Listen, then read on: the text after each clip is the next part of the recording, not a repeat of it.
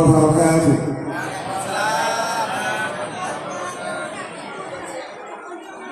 Ini kamu. Assalamualaikum warahmatullahi wabarakatuh.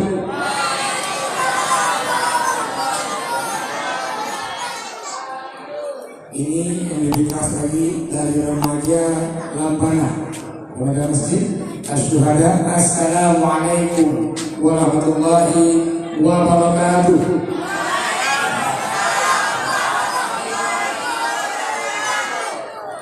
Alhamdulillahirabbil alamin alladzi khalaqal insana fi ahsani taqwim wa zayyanahu bil 'aqlis salim wa mayyaza bihi minal baha'im. Asyhadu an la ilaha illallah wahdahu la syarika lah wa asyhadu anna Muhammadan 'abduhu wa rasuluh. Allahumma shalli wa sallim ala nabiyyina Muhammad wa ala alihi wa sahbihi wa man tabi'ahu bi ihsanin ila yaumiddin. Amma ba'd. Yang Tuhan hormati dan muliakan manggung kunci tujuan tokoh-tokoh yang ada di Lampana, yang kedua kaum juga kunci tujuan, adik-adik, kaum remaja dan semua anak-anak Lampana yang merupakan juga anak-anak dari kami semuanya. Dari awal ketua panitia juga ketua hibah yang ketua DPRD dan Bu Ibu menyampaikan ceramah sampai tujuan untuk berakhir ceramah. Nanti bergabung dengan tokoh-tokoh sebelumnya. Namun sebuah hal yang perlu kita jelaskan dari bahwa semua tokoh menyampaikan tadi bahwa tujuannya untuk Lampana, tempatnya Lampana baru. Namun kaum ayah, kaum mak, bahkan anak-anak nggak pernah lihat, nggak pernah jumpa di tengah kampung Lampana.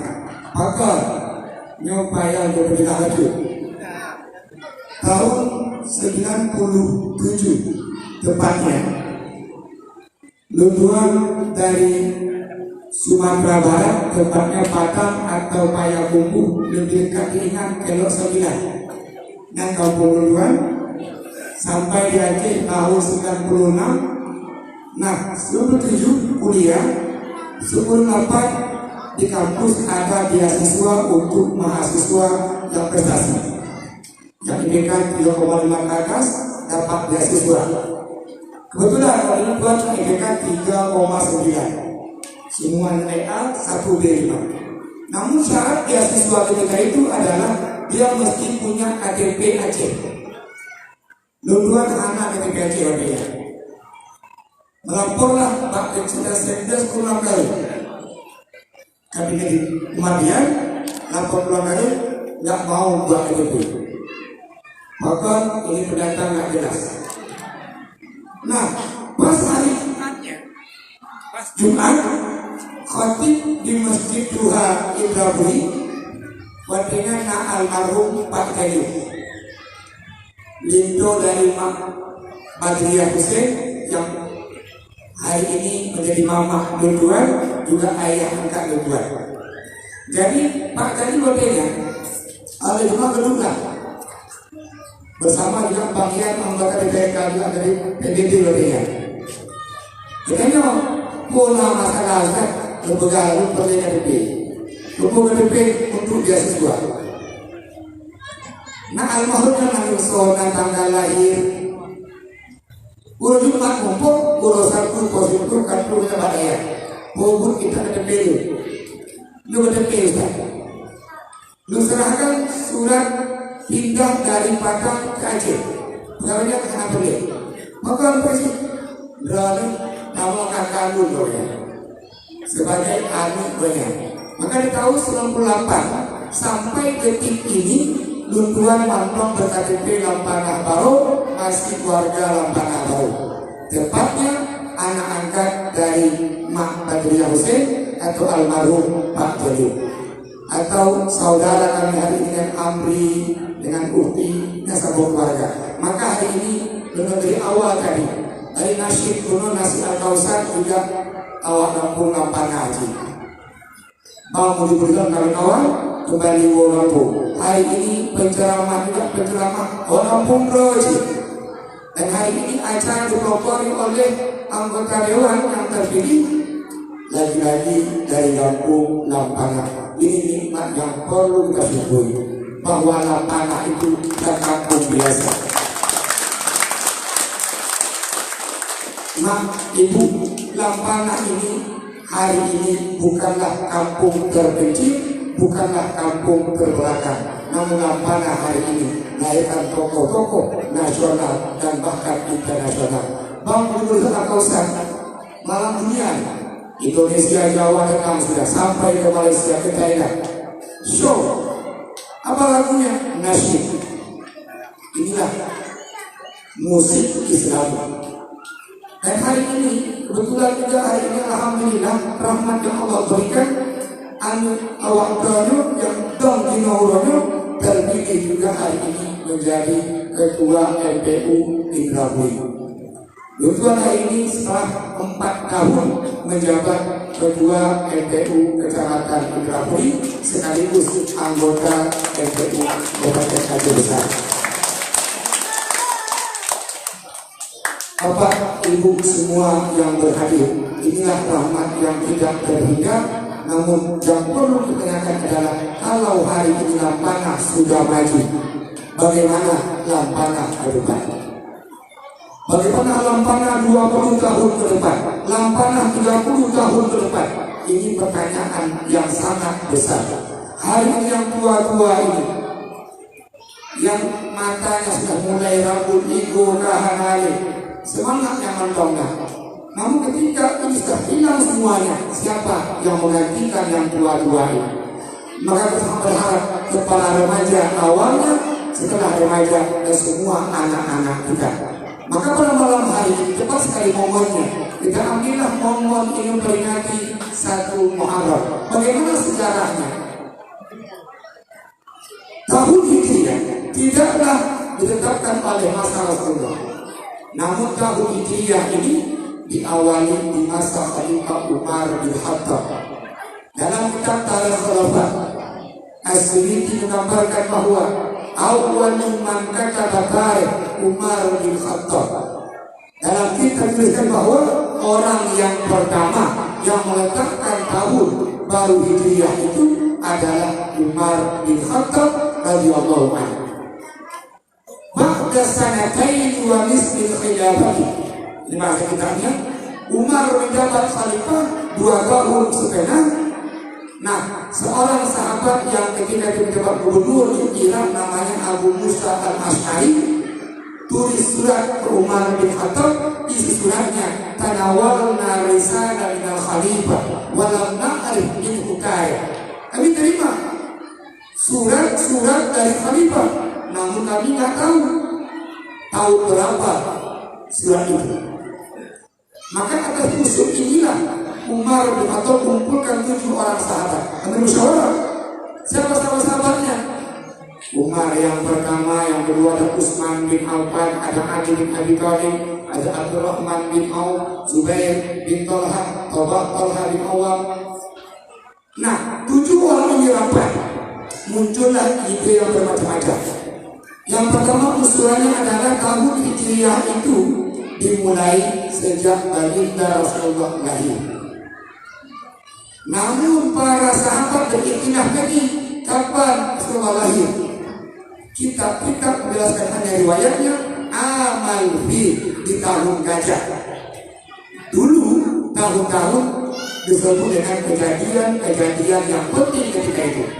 Maka dimusuhkan kita mulai sejak Nabi lahir. Namun berikhtilaf kapan tahun itu. Yang kedua, usul lagi, pertama Al-Quran diturunkan kapan? Kembali ke sahabat berikhtilaf. Sampai akhirnya Ali bin Abi Thalib mengusulkan, kalau begitu tahun kita mulai sejak hijrahnya kaum muslimin dari Madinah ke Mekah. Maka sahabat yang 7 ini sepakat menerima usulan Ali bin Abi Thalib karramallahu wajhah. Alasan Ali memilih hijrah Nabi sebagai awal tahun adalah yang pertama, Al-Quran menggambarkan kisah para sahabat tadi hijrah cukup dahsyat. Banyak ayat yang menjelaskan. Yang kedua, keberadaan kaum muslimin diakui dunia, khususnya Quraisy, orang-orang Arab ketika itu, sejak baginda Rasulullah para sahabat hijrah ke kota Madinah.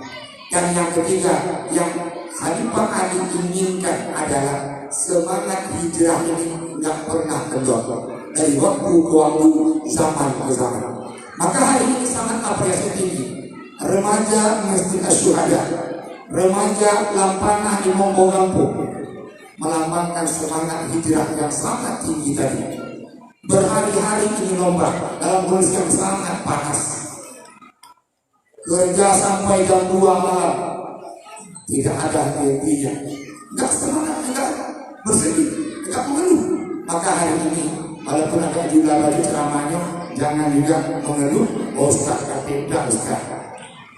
Artinya yang muda ada semangat, yang tua mengimbangi semangat yang muda. Yang muda bekerja, yang tua duduk kayu, bukan uangnya. Bapak, Ibu semua yang berhadir dan anak-anak kami yang kami sayangi. Maka ini alasan tadi Ali bin Abi Thalib, semangat ini jangan pernah kendor. Semangat dari generasi ke generasi, yang tua ke yang muda ke yang kecil. Ini nggak pernah kendor, bahkan terus meningkat. Maka malam hari ini kita sudah masuk 1 Muharram 1442, walaupun belum jam 12 malam. Bahkan dalam tahun Qamariyah, perubahan waktu itu bukan jam 12 malam, namun tenggelamnya matahari, kita sholat maghrib, setelah sholat maghrib tanggal itu sudah berubah. Tadi sebelum maghrib kita masih di akhir Zulhijjah, nah setelah maghrib kita masuk ke 1 Muharram 1442 Hijriah. Namun yang perlu kita maknai bahwa yang pertama bergantinya tahun tadi, maka umur kita ini bertambah. Yang kemarin masih umur 20 tahun yang muda-muda ini, nah malam hari ini jadi dia 21 tahun. Kalau hari ini yang umurnya 60 tahun, ibu-ibu masjid Duhai Kaburi, ini baru jatuh pensiun bulan kemarin, umur beliau 60 tahun, maka malam hari ini pindah ke 61 tahun. Loh, kenapa kita ngomong salah umur?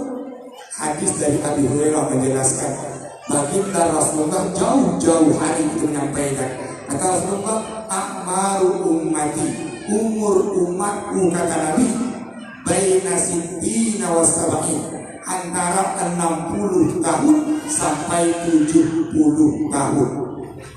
Kalau hari ini Imam Duhai Kaburi 61, ya dia mundur aja, nanti kurang lebih sebelum tutup. Aku saya pulang hari ini 65 tahun, berarti tinggal 4 tahun lagi jatahnya. Yang lain silahkan hitung sendiri. Artinya semakin kita ini tua tadi, dan umur kita batas kata Nabi antara 60 sampai 70. Maka kita ini bukan umat Nabi Isa alaihissalam.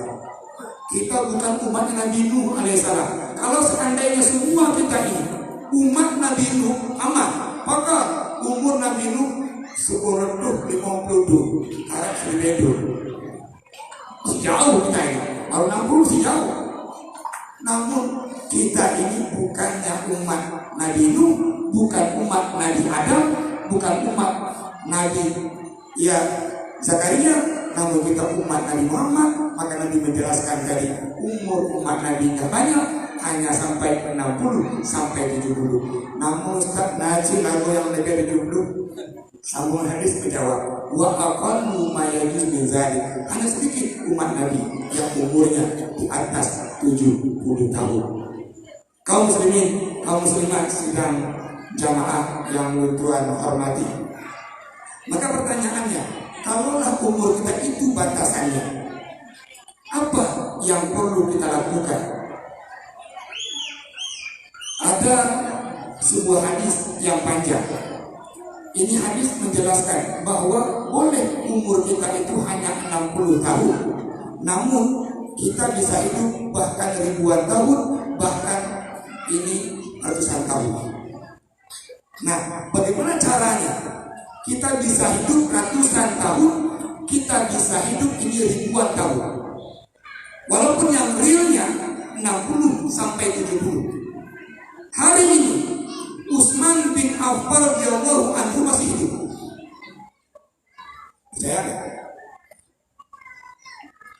Hari ini banyak mahasiswa mendapatkan beasiswa dari Utsman bin Affan. Hari ini setiap tahun para fakir, para miskin itu mendapatkan jatah dari Utsman bin Affan. Kok bisa? Padahal Utsman bin Affan wafat ini 1400 tahun yang lalu. Namun masih hari ini rekening tertinggi di Saudi Arabia atas nama Utsman bin Affan. Masih hidup dia. Buktinya masih rekening di Bank Saudi Arabia. Maka inilah cara kita hari ini untuk supaya panjang hidup kita ini yang dia melampaui ratusan tahun bahkan ribuan tahun. Maka hari ini Abu Hurairah menjelaskan min hasanatil mar'i, dari kebaikan-kebaikan orang yang haku ba'da mautih, dia akan terus mendapatkan pahala-pahalanya walaupun dia sudah meninggal. Ini hadis dan semua ulama sepakat tanpa khilaf, dan semua mazhab tanpa khilaf, apa yang sampai ke kita nanti setelah kita meninggal dunia. Apa khilaf? Yang pertama, bagi Rasulullah menjelaskan ilman allamahu wa nasyarahu, ilmu yang dia ajarkan, ilmu yang dia kembangkan. Nah, Ustaz, kamu ini hana Ustaz, nak berobat ke hana ini. Jadi kita sih kamu najak kalian ke Tuhan, kalian kamu orang ini. Kalau ini hanya ke Tuhan, karena mungkin kamu nggak ayah, karena mungkin waktu pulang ada pilihan kedua. Apa pilihan kedua? Waladan salihan tarokahu, anak yang soleh yang dia tinggalkan. Maka kalau mungkin cari ilmu kita hari ini nggak mungkin lagi, umur kita juga sudah panjang, apalagi pandemi, semua sekolah diliburkan. Kita ambil poin yang kedua. Apa poin yang kedua? Ajarkan anak-anaknya supaya anaknya menjadi anak yang saleh. Kalau anaknya saleh, maka ketika anak itu berdoa, ketika anak itu sedekah, ketika anak itu ingatkan pahala orang tuanya, Nabi menjawab tanpa hijab. Tanpa hijab, langsung Allah kabulkan. Namun syaratnya, nggak doa semua anak. Syaratnya anak yang saleh. Maka hari ini, jikalau ada orang tua yang nggak mau mendidik anaknya, nggak mau belajar Al-Quran, ada seterusnya, maka inilah orang tua yang durhaka. Bapak, Ibu, semua yang berhadir, di masa Khalifah Umar bin Khattab, ada seorang ayah datang ke Umar. Ya Khalifah, ya inna waladi aqqa alayya, anak saya ya Khalifah durhaka sama saya ya Khalifah. Bahasanya kasar ke saya, sering sesat hati ya Khalifah. Kata Khalifah Umar, udhu warga wahduruna, panggil anakmu bawa sini. Orang tua ini pulang, dia ambil anaknya, dibawalah anaknya ke Khalifah Umar. Khalifah Umar perintahkan ini anak dulu, ini anak dulu lah. Lantas Khalifah Umar menjelaskan bagaimana dosanya anak-anak yang durhaka orang tuanya. Kata Khalifah Umar, sami'tu Rasul yaqul, saya mendengar Rasul bersabda, kullu dzunub, setiap dosa yu'akhkhar ila yaumil qiyamah, diakhirkan sampai hari kiamat. Semua orang berdosa hukumannya diakhirkan sampai hari kiamat. Illa uquqal walidain, kecuali anak-anak ini yang durhaka kepada orang tuanya. Kata Khalifah Umar, fa innahu yu'ajjal li sahibihi di dunia. Anak-anak yang durhaka korinci, maka hukumannya Allah percepat di dunia. Artinya anak yang durhaka sama orang tua di dunia ini dijamin anak ini gak akan pernah bahagia, anak ini gak akan pernah dia senang. Baiklah dari akhirat, udah dunia dihukum, akhirat juga dihukum. Ini anak dulu mendengarkan Khalifah Umar menyampaikan nasihat. Nah, tak kalah habis Khalifah Umar menjelaskan, ini anak angkat kepalanya dan bertanya, ya Khalifah, hal lil walad hakun ala walidi? Ya Khalifah, apakah anak punya hak enggak terhadap orang tuanya? Kata Khalifah, oh iya, setiap anak dia punya hak, dan itu sekaligus kewajiban orang tuanya. Lantas ini bertanya, ya Khalifah, kalau boleh, apakah hak anak-anak dan sekaligus kewajiban orang tua? Yang pertama kata Khalifah Umar, ayyan kamiya ummah. Seorang ayah tadi dia carikan ibu yang baik untuk anak-anaknya. Ini kalau loh, bagaimana cara kita hari ini mencari pendamping hidup yang baik dan baik untuk anak-anak kita? Maka caranya Rasulullah mengajarkan siapakah orang yang terbaik. Hadis dari Ibnu Umar, kata Ibnu Umar, bainama kunna ma'an Nabi, kami bersama Nabi, isja'a rajulun minal ansar, datanglah orang dari Ansar dan bertanya, ya Rasulullah, man afdalun nas? Ya Rasul, siapa orang yang terbaik? Pertanyaan orang Ansar ini, ya Rasul, siapa orang yang terbaik? Tengok, Nabi enggak menjawab. Orang yang terbaik itu yang banyak ilmunya, yang terbaik itu yang kaya hartanya, yang terbaik yang tinggi jabatannya, yang terbaik itu bukanlah yang ganteng, yang cantik orangnya. Kata Nabi, afdalun nas, orang yang terbaik, ahsanuhum khuluqa, orang yang terbaik akhlaknya. Maka dari hadis ini, seorang ulama penemu ilmu al-jabar. Nah ini sekali lagi, penemu ilmu al-jabar itu bukan orang non-Arab, bukan orang Islam, namun orang Islam. Namanya Muhammad bin Musa al-Khawarizmi, al-Masyhur dengan Khawarizmi.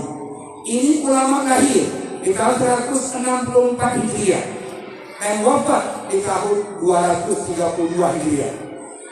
Karena ini orang suka berumus-rumus, kan dia pakar al-jabar, ahli al-jabar, ditanyalah sama Khawarizmi, ya Syekh, apa rumusnya orang itu dia menjadi orang yang terbaik? Maka Khawarizmi berikan rumus. Ini rumusnya. Kata Khawarizmi, idza kana lil insani za khuluqin, kalau orang punya akhlak, wa udhi bawahi, berikan dia nilai 1. Kalau orang kalau punya akhlak, apa nilainya? 1. Ini yang akhlak perlu nilai 1. Nah, yang kedua, wa idza kana za jamal, kalau dia punya akhlak, beragam ganteng loh, yang minum lagak loh, fa udhi pasifan, tambahkan 1, nilainya 10. Wa idza kana zamalin katsir, udah ganteng, akhlak gok, harta banyak, lagi kaya lagi. Kata Khawarizmi, fa udhi fasibran, tambahkan 1 lagi, nilainya 100. Wa idza kana zaman sirih, udah kaya, laga urut, akhlak juga, nah jabatan loh. Kata Khawarizmi, tambahkan 1 lagi, nilainya 1000. Wa idza kana ilmin katsir, udah 4 dia punya ilmu banyak lagi. Kitab ini dia hafal, Al-Quran dia hafal, semua dia hafal.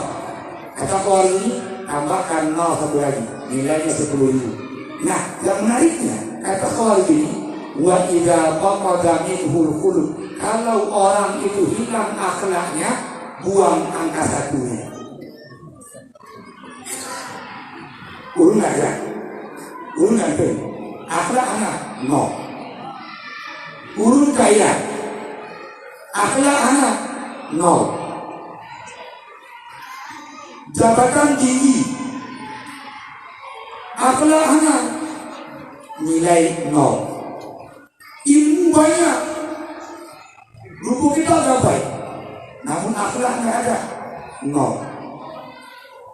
Maka kalau begitu, untuk mendapatkan pasangan yang terbaik, langsung Allah mengajarkan. Apa kata Allah? At-tayyibuna lit-tayyibat. Laki-laki yang baik untuk perempuan-perempuan yang baik.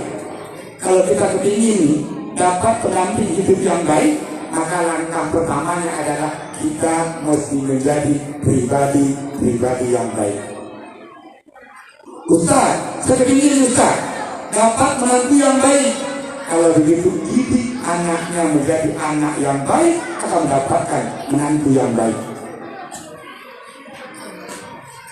Kita mendapatkan jadi pendamping yang baik. Namun Ustaz kata lanjut, Ustaz menikah kita jalan Ustaz. Kalau begitu, didiklah istrinya untuk menjadi perempuan yang baik.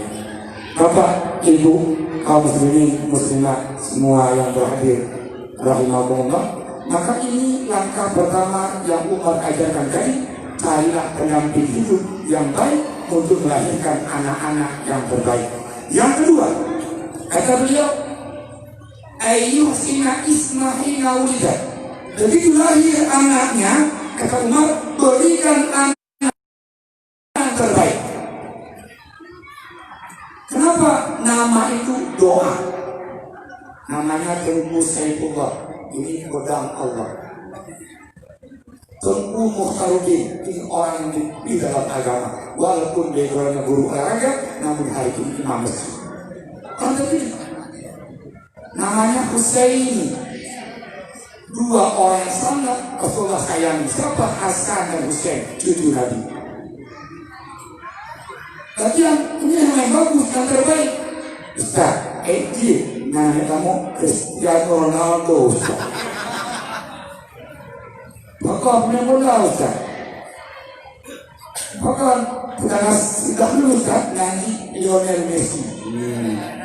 Nah saya nggak betul, ini namanya itu Cristiano Ronaldo. Dan Nabi mengharamkan kita memberi nama anak-anak kita nama-nama orang-orang kafir, termasuk nama-nama syaitan. Jangan pernah kasih nama anak Muhammad Dasir. Maka itu Dasir, syaitan yang ikut masuk rumah kita. Kalau orang masuk rumah, apa assalamualaikum, maka syaitan Dasir namanya ikut masuk juga. Jangan pernah kasih nama anak Endasir. Orang yang makan nasi tanpa bismillah, maka itu orang makan bersama Dasir. Yang kedua, jangan pernah kasih nama anaknya Khanzah. Khanzah, maka haji. Seorang sahabat melapor, ya Rasul, saya akan dalam sholat dua-dua yang berbaca sampai Al-Fatihah dua. Nah Rasulullah, itu Khanzah, setan lagi menggoda kamu. Maka jangan pernah kasih nama anaknya Khanzah.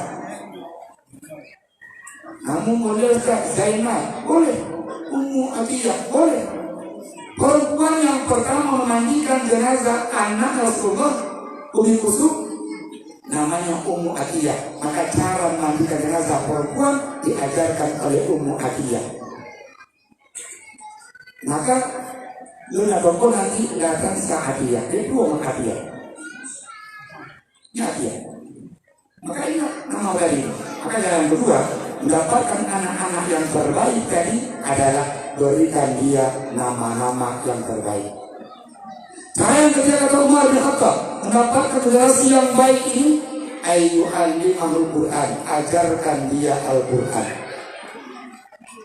Kalau begitu, anak kita semuanya ini punya hak untuk mendapatkan pengajaran Al-Qur'an dari orang tuanya. Sekaligus orang tuanya punya kewajiban mengajarkan anak-anaknya Al-Quran.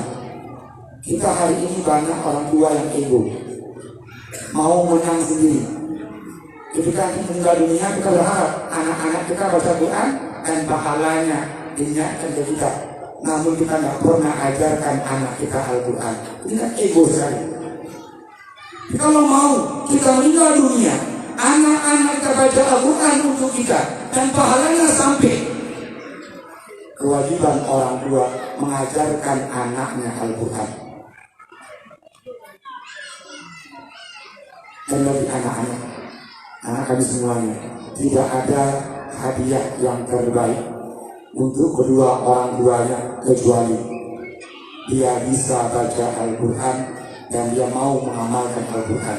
Dalam sebuah hadis yang oleh Imam Ibnu Majah, man qara Al-Quran, barang siapa yang baca Quran wa amila bihi, mengamalkan Al-Quran, al-basa walidahu yaumal qiyamah, maka orang ini dia baca Quran, dia amalkan Al-Quran, ketika orang tua di alam kubur, itu orang tuanya Allah pasangkan mahkota yang indah, dan mahkota itu bercahaya. Bahkan menyampaikan cahaya mahkota itu melebihi cahayanya matahari. Maka hadiah yang terbaik anak untuk orang tuanya tadi adalah itu dia bacakan Al-Quran, dia amalkan Al-Quran, dan syukur-syukur dia hafal Al-Quran. Maknanya bahwa jangan terlalu bangga kalau anaknya bisa bahasa Inggris. Jangan terlalu senang dulu anaknya bisa kimia. Anak ini apa Ustaz? Bukan naik bola, bukan main menyanyi. Tolong Ustaz, boleh saja. Namun bersedihlah ketika kita punya anak gak bisa baca Quran. Ketika kita punya anak gak tahu huruf Al-Quran, nanti meninggal orang tuanya, apa yang dia bacakan? Bapak, ibu, tengoklah hari ini. Dan ini sudah terjadi. Orang tua meninggal dunia, dibujurkan orang tuanya, besok mau dikuburkan. Ini si anak bukannya baca Quran samping ayahnya. Ngapain dia? Main game di HP-nya di samping jenazah ayahnya. Kocil, anjing baca Quran, dan bebek umum, anjing. Kau yang bubuk, dan bebek umum, Ustaz. Rupanya ini anak gak bisa baca Quran. Kenapa? Ayah nggak ada. Makanya tadi, ini pengabdian anak menjadi anak yang saleh tadi. Yang paling tepat adalah anaknya bisa baca Quran dan bisa mengamalkan Al-Quran. Termasuk Umar bin Khattab punya teori juga bahwa anak-anak durhaka sama orang tuanya itu dia turut temurun. Kalau hari ini kita ayah pernah durhaka sama orang tuanya, nanti dia punya anak, maka anak itu akan durhaka sama dia. Ini teori Umar bin Khattab, seorang ulama Syekh Sabit namanya di Kufah. Dia keluar rumah, dia tengok ada seorang anak memukul ayahnya. Syekh Sabit terkejut. Astagfirullah, kok ada anak memukul ayahnya? Kata ayahnya, ya Syekh, apa Syekh? Maka kata Syekh, dulu saya Syekh juga pernah pukul ayah saya. Maka anak saya pukul saya hari ini. Biarkan Syekh. Inilah rumus tadi. Yang anak-anak hari ini diperintahkan orang tuanya, diajak orang tuanya melawan, nanti punya anak sia-sia, anaknya pun juga akan melawan sama dia. Maka cara memutuskan rantai ini, rantai turun-temurun ini adalah ajarkan anaknya Al-Quran. Maka Al-Quran mengajarkan kita jangan durhaka sama orang tua. Lakakun lahu ma'ruf, lakan harum, lakun lahu qawlan karim. Dari Umar bin Khattab.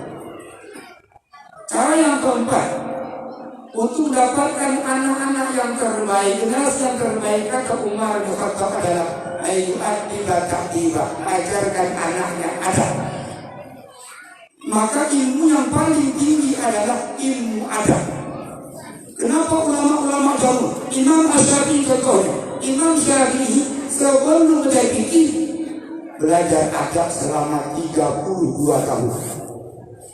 Kan itu Imam Hambali belajar akhlak 28 tahun. Imam At-Tirmidzi perawi hadis belajar akhlak 28 tahun. Maka di antara kaul Imam Asy-Syafi'i dalam kitab Al-Juwani adalah al-adabu fawqal ilmi. Adab itu di atas ilmu. Jadi pernah Imam Syafi'i kecil belajar dia kitab sama Imam Zanji namanya di Mekah. Jangka 2 bulan dia tembus kitab itu, dia hafal semua kitab itu. Maka gurunya ini berikan dia sertifikat syahadat bahwa Imam Asy-Syafi'i sudah hafal kitab itu. Seorang anak mendapat penghargaan dari gurunya, senangnya bukan main, senangnya minta ampun. Dari madrasahnya itu Asy-Syafi'i lari pulang melaporkan ke mamanya bahwa dia mendapatkan ijazah pengakuan gurunya, sudah hafal kitab itu. Namun tak sampai di rumah, saking semangatnya Imam Syafi'i, dia lupa ketok itu, langsung dobrak itu. Belum mbak, sekarang nyawa sertifikat dari guru itu.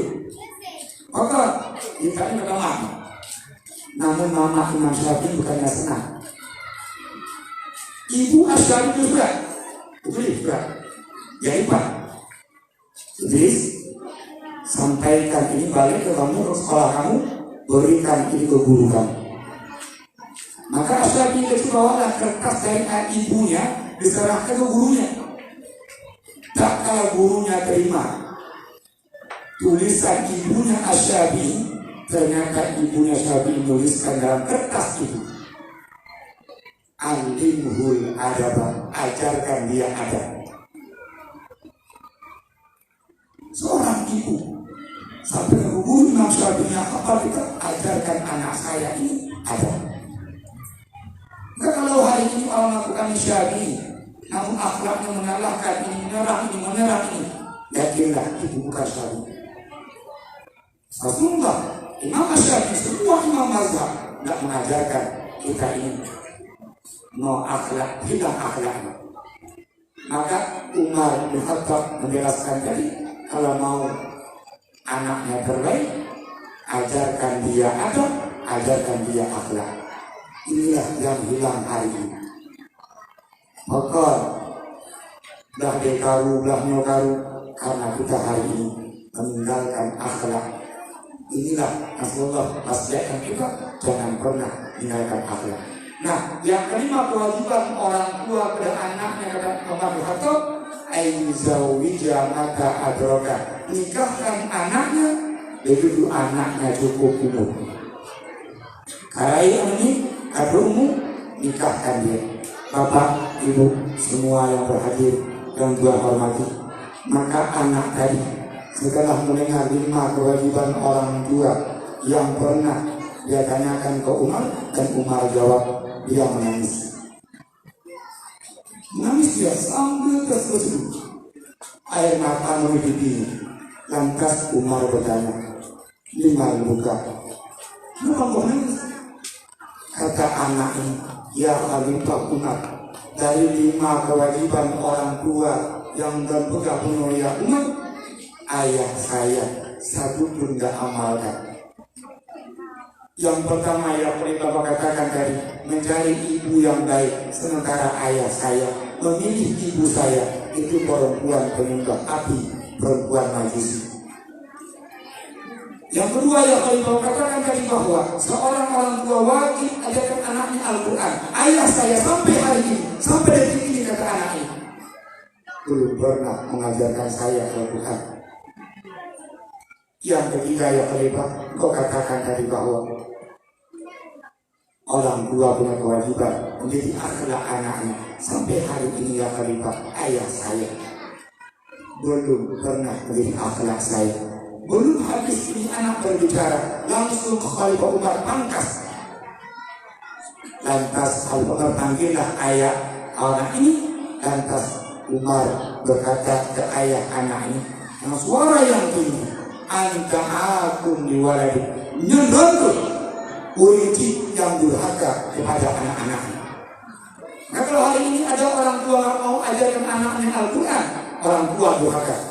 Kalau hari ini ada orang tua nggak mau nengok akhlak anaknya, mendidik akhlak anaknya, nyatu kunci yang durhaka kepada anaknya. Maka mungkin kita termasuk orang tua yang durhaka kepada anak-anak kita. Kalau begitu durhaka bukan hanya Pak ini, durhaka ngaji Pak Mak ini, durhaka ngaji Pak Ayah ini. Contoh, kata ulama, dia nggak mau ajarkan Al-Quran, nggak mau ajarkan akhlak seterusnya. Nah, kalau kita amalkan dan yakinkan, kita akan punya masa depan yang terbaik. Kita akan punya kampung yang terbaik. Kalau semua kita ini punya akhlak, maka tuh rambut anak ada, tulang sak anak ada.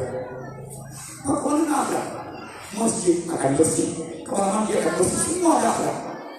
Namun ketika akhlak ini hilang, punya sanyo air di sumurnya, malamnya nak tengok air, kata dia. Nah besok sisa buat kanopi masjid, tengok air, kata dia. Nah saya gede, tak perlu aku ini, lupakan dia, kata dia. Maka karena akhlak benar, kata dia. Maka semua warga tidak akan nyaman ketika kita ini ada warga kita yang tidak punya akhlak. Bapak, Ibu, ada di renduan yang Tuhan hormati. Maka ini yang pertama yang kita amalkan untuk punya hidup panjang tadi. Kita ajarkan waladan salihan tarokan. Yang ketiga, kalau tidak mau panjang umurnya, masjidan banahu, bangun masjid. Dia menjelaskan, man bana masjidan, barang siapa yang ikut bangun masjid, banallahu baitan lahu fil jannah, Allah akan bangun bagi orang itu rumah mewah di surga. Bangun masjid bukan bermakna bangun seutuhnya semuanya. Ustaz mampu dimangkrangi Pak Kota, cukup kemampuannya. Ustaz mampu jendela, Ustaz jendelanya. Ustaz mampu ini kapingo. Itu dia sudah membangun masjid. Yang ketiga, mushafan warasau, mewariskan mushaf Al-Quran. Kita punya Al-Quran, kita hibahkan. Setiap orang baca Al-Quran yang kita hibahkan, kita wakafkan itu, satu hurufnya 10 pahala. Hanya saja, semakin banyak yang baca Quran itu, semakin banyak pahala yang mengalir ke alam kuburnya. Apalagi au naharan ajrahu, dia bangunlah sumurnya airnya orang menggunakan hidupnya, dimasak airnya, dipakai untuk berwudu, ketika tetes airnya itu pahala. Hari ini kenapa tadi ada Utsman bin Affan di Bank Saudi Arabia, banyak uangnya itu berangkat dari sumur Raumah namanya. Ketika para sahabat dari Mekah ke Madinah dihantam oleh musim kejepit kemarau yang panjang, tinggallah sumur Raumah. Sumur Raumah ini punya orang Yahudi. Orang Yahudi juallah airnya, setiap timpalnya dijual. Sampai Nabi bersabda, manusia Raumah yaqul lahu kabilatil muslimin. Barang siapa yang mau membeli Raumah ini, kata Nabi, maka setiap timbalnya itu menjadi pahala bagi dia. Maka Utsman bin Affan tawarlah sumur itu. Ini orang Yahudi yang mau jual, dia tahu sumur dia ini sumber kehidupannya, pundi-pundi emasnya. Namun Utsman nggak bisa kalian nego. Apa kata Utsman? Wahai Yahudi, kamu jual sumur kamu ini setengah, maka kamu tidak punya sumur. Kata Yahudi ini gimana jual setengah? Ini sumur setengah, nanti kita bagi dua hari punya saya, kata Utsman, 2 hari punya kamu. Kamu dapat uang, sumur masih tetap punya kamu. Oh, ini ciri bergaya itu. Dia menjual itu, walaupun dengan harga yang mahal. Setengah Raumah itu harganya 32 miliar. Utsman akan menembus harga Raumah setengahnya 30 miliar. Nah, setelah 2 hari punya Utsman, langsung Utsman sampai ke semua kaum muslimin, wahai kaum muslimin, ambil air untuk 2 hari. 2 hari ke depan, sumur ini punya orang Yahudi. Nah, maka kaum muslimin ambillah air 2 hari. Nah, pas sumur punya orang Yahudi, satu pun orang tak beli air lagi. Karena ilmu. Sampai akhirnya Yahudi ini mau jual setengah lagi sumurnya. Akhirnya satu sumur itu Utsman bin Affan belilah 64 miliar. Nah, di masa dinasti Fatimiyah dikembangkanlah sumur ini. Sumurnya, tanahnya, nah sumur ini, tanah ini menghasilkan dia kurma. Dan uang kurma itu hari ini kalau Bapak ke Madinah, Ibu ke Madinah akan jumpa dengan hotel namanya Punduk Utsman bin Affan, Hotel Utsman bin Affan. Jamaah umroh, jamaah haji tinggallah di hotel ini. Hotel ini menghasilkan setiap harinya, setiap bulannya yang mengisi dari Utsman dari hotel inilah. Yang asalnya dari sumur Roma. Maka orang-orang yang bangun dari sumur, yang bangun irigasi, ya tempat-tempat air, maka sedekah yang paling baik kata Nabi itu adalah air.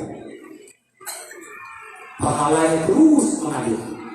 Nah, apalagi yang terakhir, shadaqatan akhrajahu fi hayatihi wa sihhatihi, sedekah yang dia keluarkan ketika dia masih hidup, ketika dia masih sehat. Namun Pak, itu kembali ketika masih hidup ayah itu, dia nggak pernah menjual, memberkahkan tanahnya ataupun hartanya. Namun tak kala meninggal dunia, wasiat lagi, Gam, nanti ngayah di umum, lampuh lahir, wakah, lahir, wakah, wakah ayah atau dia. Nah, pada wakah ketika dia di umum, ketika dia hidup, dia nggak wakah. Ketika ada dia wakah. Maka Nabi sampaikan, as-sadaqah bidirhamin hina hayatihi khairu min sadaqati bi-mi'ati dirham ba'da mauti. Sedekah 1 dirham ketika hidup, ketika sehat lebih baik daripada 100 dirham setelah meninggal dunia. Maka tengok dalam surah Al-Munafiqun ayat ke-10 itu langsung Allah abadikan. Apa kata Allah? Wa anfiqu mimma razaqnakum, infakkanlah, sedekahkanlah harta yang kami berikan kepada Allah. Kapan? Qabla ayyatiya ahadakumul maut, sebelum engkau ini menemui ajal. Maka sedekah, infak perbanyak sebelum kita ini meninggal. Lantas Allah abadikan. Ketika orang mau meninggal dunia, apa permintaannya? Nah, orang mau meninggal dunia, langsung Allah abadikan. Kenapa Allah menyampaikan? Karena kita nggak punya pengalaman di situ. Dan pengalaman dulu nggak punya. Hadimu berdua nggak punya. Oh berdua nyonya. Nah, maksud Allah abadikan. Nah, ketika orang mau meninggal dunia, laula akhartani ila ajalin qarib. Orang yang mau mendunia itu dia minta, ya Allah, menyuci ya Allah, tolong undurkan ajal saya sedikit saja. Namun Allah nggak mungkin mengundurkan, menyukatu ajal. Allah nggak mungkin terlambat. Namun Allah tanya, seandainya memang kalau Allah berikan umur yang panjang sedikit, apa yang akan kau kerjakan?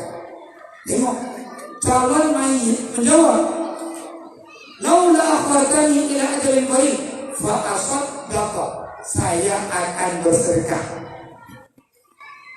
Orang permintaannya kalau udah meninggal dunia, Allah panjangkan umurnya, dia mau sholat, kamu mau haji, kamu mau zakat.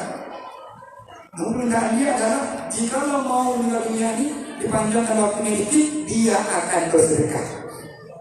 Wa aku salih, karena sedekah itu saya akan jadi orang-orang yang salih. Bapak, Ibu yang berhadir, ingat juga menjelang malam, kasih mau 12. Ini diantara makna kita yang malam hari ini 1 Muharram Karim, bahwa bergantinya tahun, bertambahnya umur kita, yang bertambahnya umur kita semakin dekat dengan ajal kita dan yang lahir kita. Silakan itu mundur berapa umur yang kita miliki hari ini, dihitung dengan umur 60 sampai 70 tahun. Sehingga umur yang ada ini, kesempatan yang ada ini tidak kita sia-siakan. Semoga semangat hijrah ini kita pun juga hijrah dari yang kurang baik ke yang baik, dari yang tidak baik ke yang lebih baik. Mohon maaf.